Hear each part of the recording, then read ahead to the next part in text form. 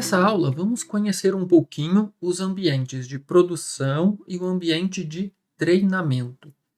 Aqui nessa tela, eu estou no ambiente de produção, ou seja, o ambiente, como dizia um amigo na prefeitura, onde eu fui dar treinamento do eDocs, é o ambiente de verdade. É um ambiente onde realmente a gente cria os fluxos e disponibiliza para o público-alvo, seja ele cidadão ou servidor. Essa é o URL admin.e-flow.es.gov.br. Nós temos aqui a logo do sistema, que volta aqui para a tela inicial.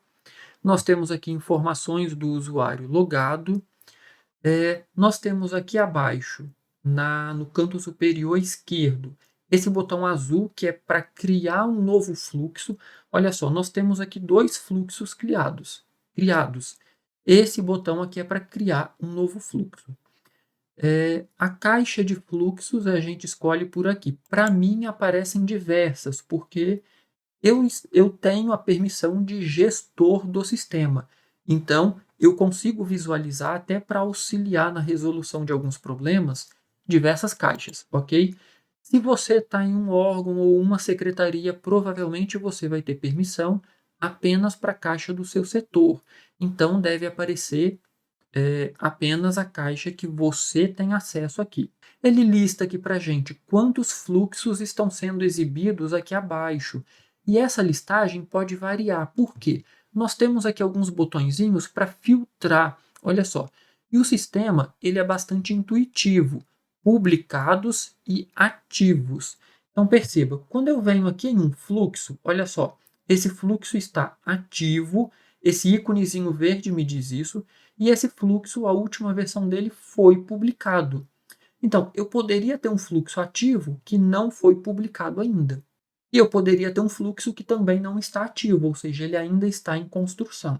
Então, eu consigo filtrar, por exemplo, olha, apenas os ativos, ambos, ou seja, ativos e inativos, ou apenas os fluxos cuja última versão ainda não foi publicado. Então perceba, nesse caso não tem nenhum, todos foram publicados.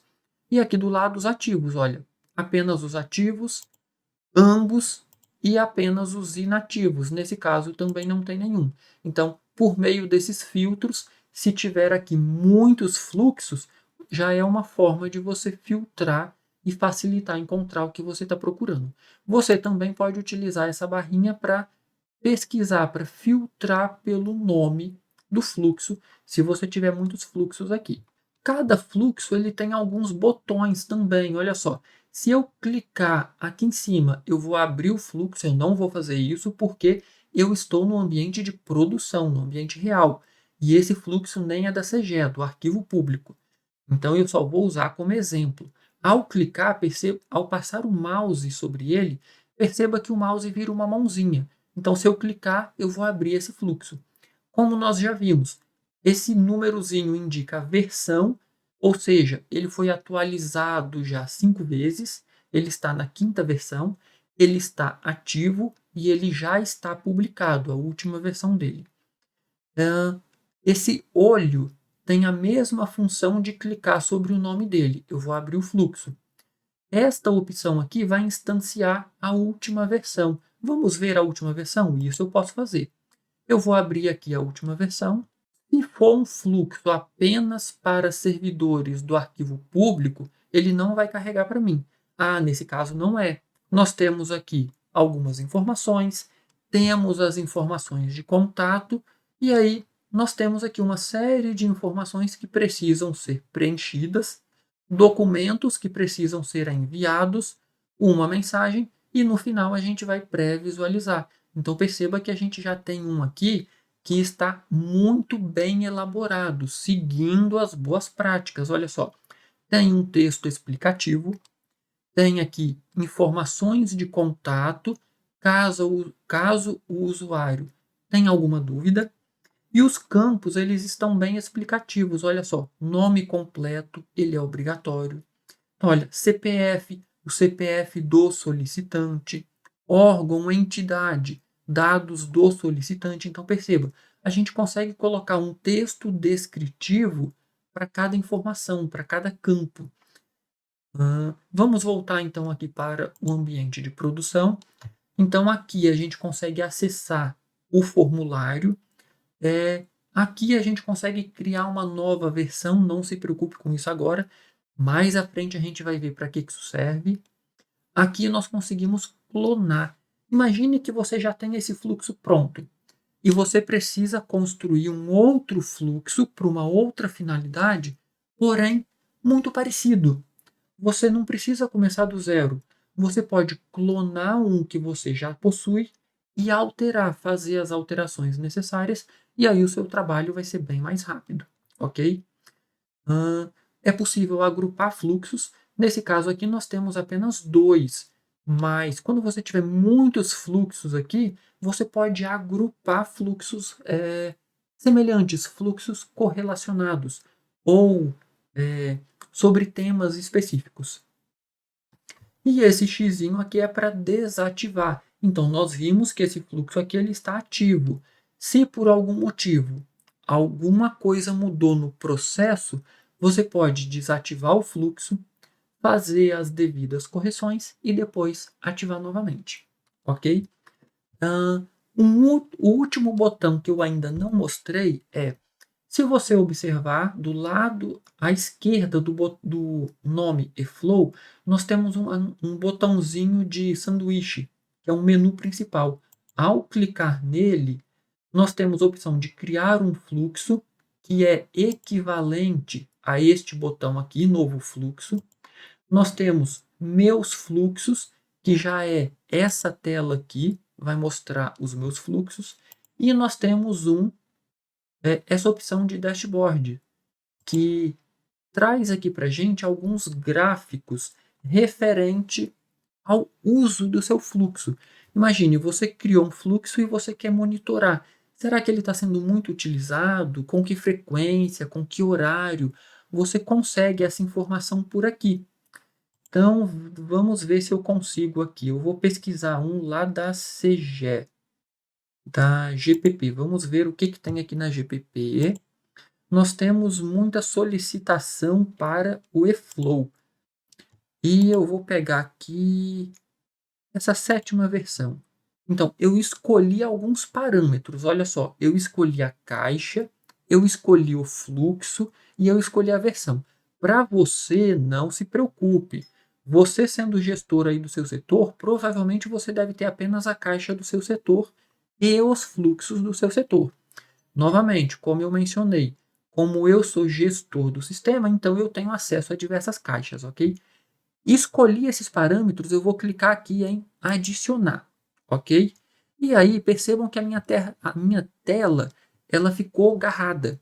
Eu estou rodando a bolinha do mouse e ela deveria subir, só que ela não está subindo.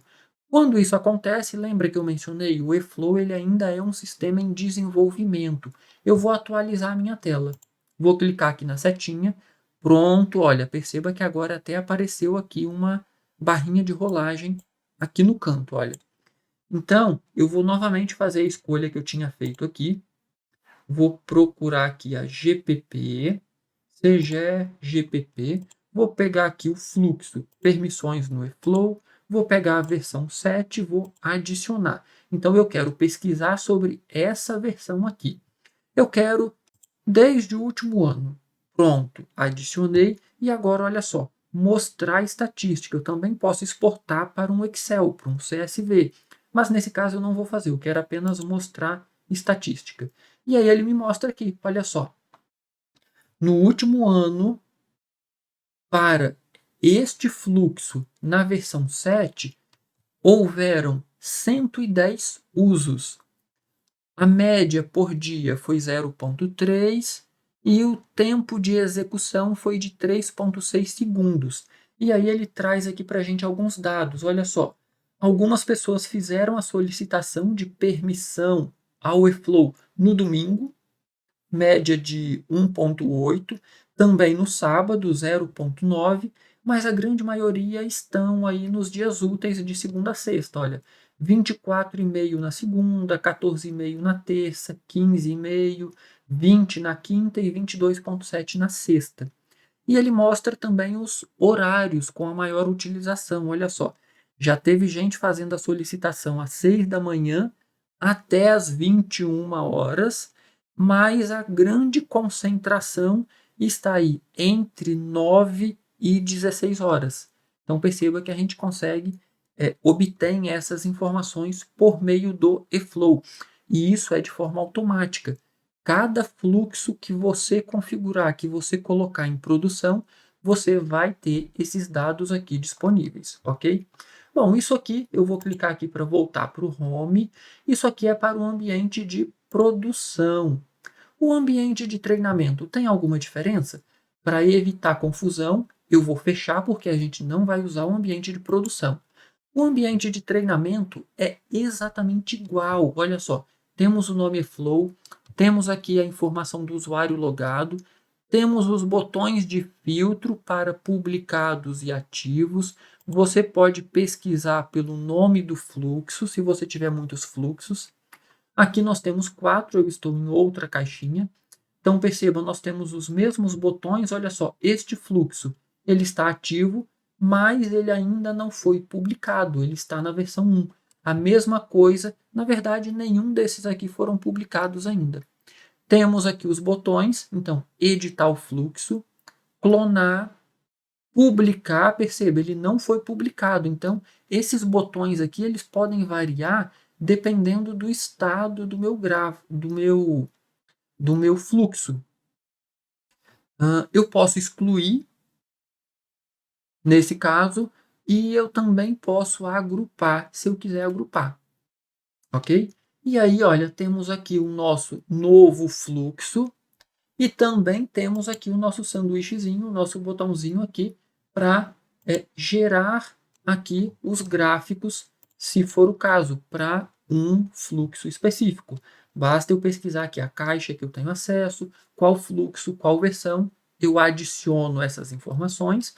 O período, eu quero nas últimas 24 horas, nas últimas 48 horas, na última semana, no último ano, ou um intervalo customizado. Eu também posso colocar aqui um intervalo customizado. Adiciono, e aí eu posso tanto mostrar as estatísticas, quanto gerar um CSV, ok? Então, basicamente, essa é a interface do eFlow. Conhecemos aí o ambiente de produção e o ambiente de treinamento, mas a gente sempre vai trabalhar com o ambiente de treinamento, ok?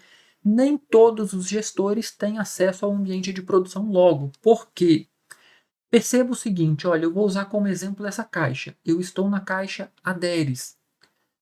Se o gestor do setor tiver acesso à caixa Aderes e algum outro servidor do setor também tiver acesso à caixa Aderes, não existe um filtro por perfil de usuário.